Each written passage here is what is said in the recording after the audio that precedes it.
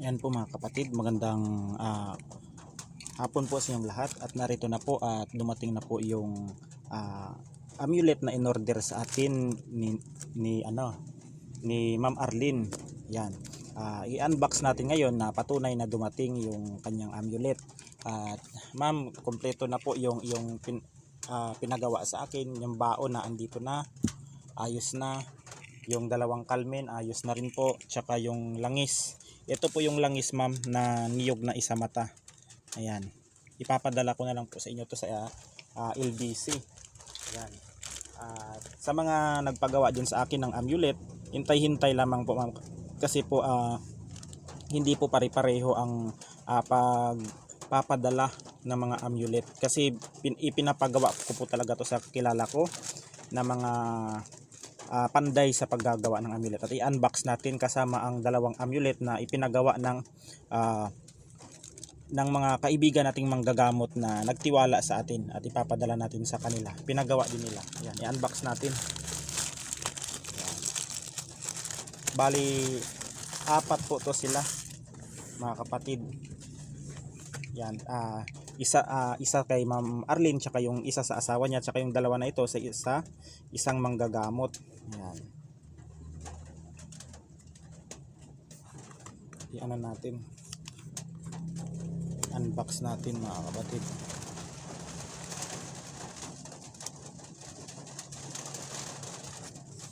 Yan. Kumpleto po ito. Yan. Ito po yung ipinagawa talaga. Yan. Ito yung kay Ma'am Arlene. Yan. Itong krus na baliktaran. Ayan. Pareha sila nung sa unang client at patient ko na si Ma'am Angelita. Parehas po sila ng pinagawa na krus na baliktaran. Yan. At saka sa kanyang asawa naman ay itong medalyon ng Infinita.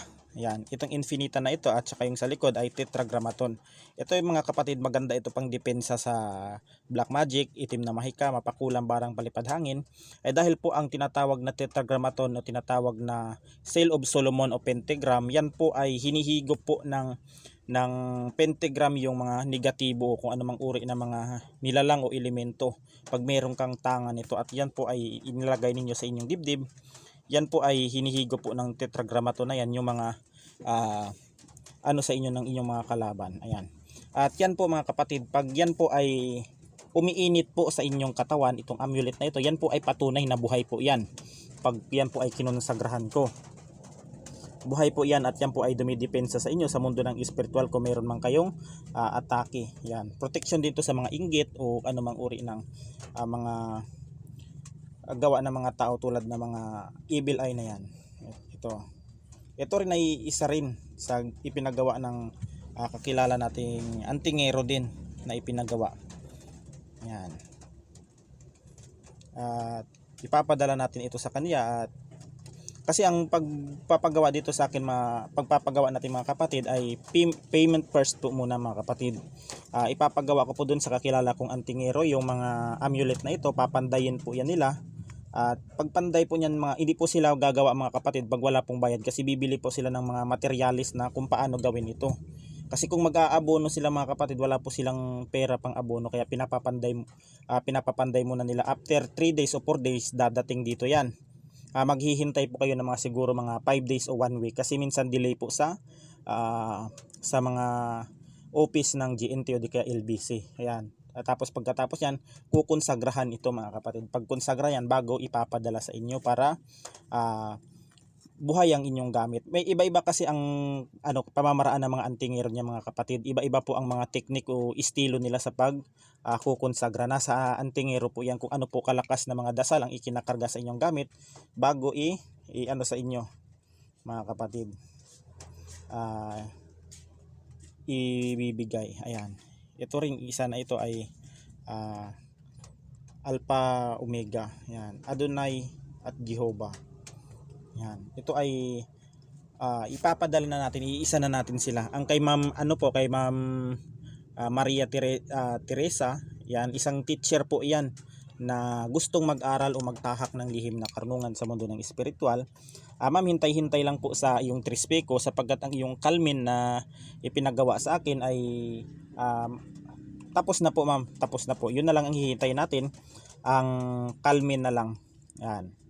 Ang kalmin na lang. Ay, yung ano na lang po, yung trispeko na lang na ipinagawa natin dahil mga bukas pa siguro dadating yun o di kaya sa susunod na o Miyerkules. Yan. Isabay ko na sa inyo ni Ma'am pagpapadala. Isabay ko na lang ang pagpapadala ninyo sa inyo dalawa ni Ma'am Arlene para isahan na lang ang para hindi na pabalik-balik sa sa pagpapadala. Yan. Isahan na lang para hindi magasto sa ng trabaho, sa pagtrabaho. Matrabaho kasi mga kapatid magpabalik-balik. Ayan mga kapatid, at hanggang dito na lang at God bless us all. Ingat po tayo palagi. Ayan na po Ma'am Arlene. Kompleto na po yung iyong ang inyong pina-order at pinagawa, at maraming salamat din po sa pagtitiwala ninyo sa akin. Ayan, ipapadala na lang natin ngayon. Yan, isabay na natin kay Ma'am Maria Teresa, yan, na isang teacher sa Bicol, para isahan na lang ang pagpapadala natin, ma'am. Kompleto na to, ma'am, wag po kayo mag-alala. Ipapadala natin ito. Ayan. At hanggang dito na lang, at God bless us all. Ayan, napakaganda po nito. Binitawan ko na po itong langis na ito. Ayan. Bibitawan ko na ito sapagkat kailangan din ng mga taong nais ng mga gamit na pangdepensa. Ayan mga kapatid, at hanggang dito na lang, at God bless us all.